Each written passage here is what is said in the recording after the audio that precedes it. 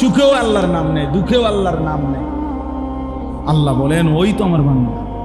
ও হাসলেও বলে আলহামদুলিল্লাহ, কাঁদলেও বলে ইন্না লিল্লাহ। হ্যাঁ, ও তো সারাক্ষণ আমার নাম নেয়। ওই তো আমার, ও তো আমার।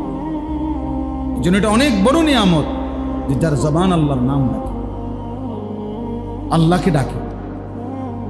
জবানকে আল্লাহ তাআলা, জিহ্বা যার আল্লাহর নামে ডাকে, বহুত বড় শুকরিয়া। এই বাপ, বহুত বড় শুকরিয়া। কিতাবের মধ্যে আমরা পড়ছি, যার একবার আল্লাহর ডাক আল্লাহ কবুল করে, তাকেই আল্লাহ দ্বিতীয়বার ডাকার সুযোগ দেয়।